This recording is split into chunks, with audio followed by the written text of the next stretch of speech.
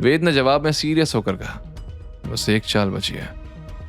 वो बंदा भड़क उठा और वेद को पकड़ने के लिए हाथ बढ़ाया, लेकिन वेद ने उसकी तरफ देखे बिना ही उसका हाथ पकड़ लिया। उसकी पकड़ इतनी मजबूत थी कि बंदा दर्द से चीख भी नहीं पाया।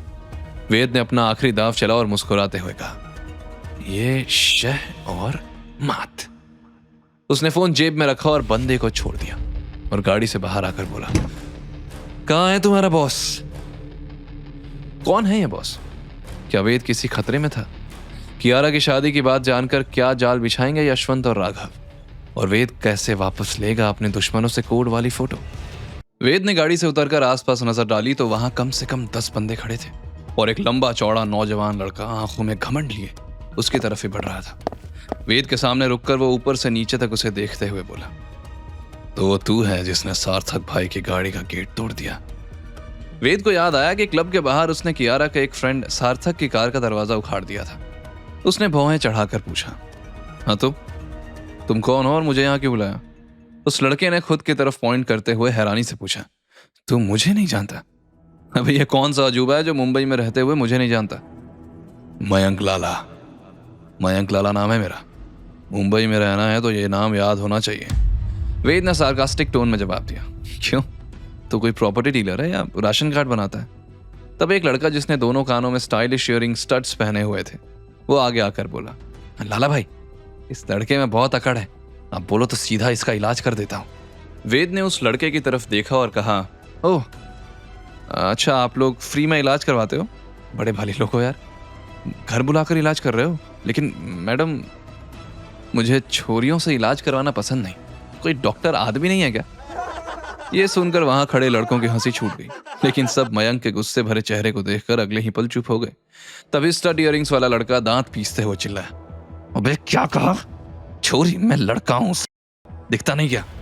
वेद हंसते हुए बोला, दिखता है तभी तो मुझे कंफ्यूजन हो गया कि कान में बाली, लंबे बाल, लेकिन आवाज थोड़ी मर्दों जैसी। मैं तभी से सोच रहा था कि शहर में कैसी अजीब औरतें रहती हैं।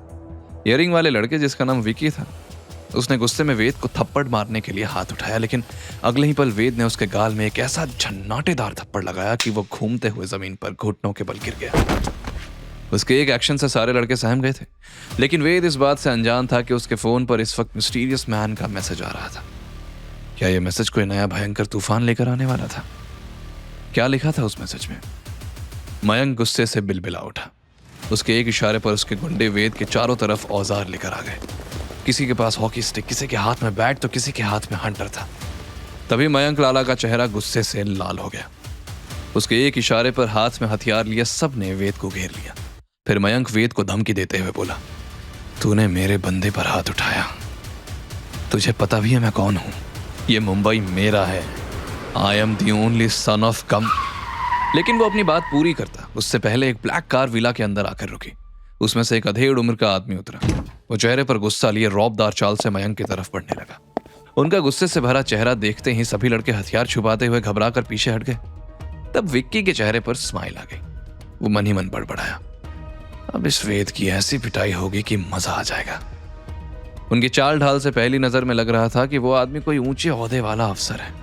उसे देखकर वेद मन ही मन बोला, अब कहानी में कौन सा ट्विस्ट आ गया? वहीं मयंक हड़बड़ा कर बोला, डैड आप वापस कब आए?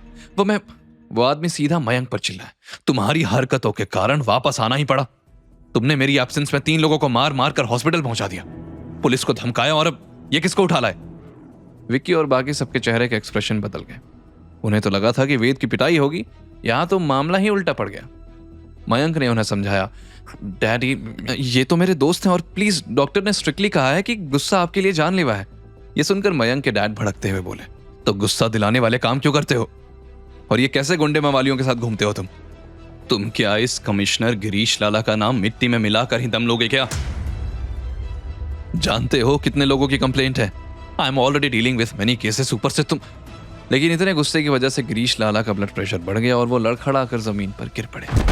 ये देखकर सब घबरा गए। मयंक जोर से चिल्लाया, डैड कोई एम्बुलेंस बुलाओ जल्दी।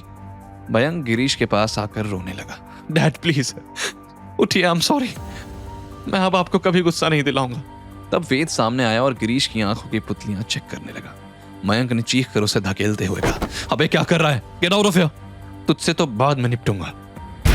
आगे की कहानी जानने के लिए देखें अगला एपिसोड सिर्फ पॉकेट एफएम के यूट्यूब चैनल पर, और के फॉर किंग के सारे एपिसोड्स को सुनने के लिए डिस्क्रिप्शन में दी लिंक से डाउनलोड करें पॉकेट एफएम ऐप।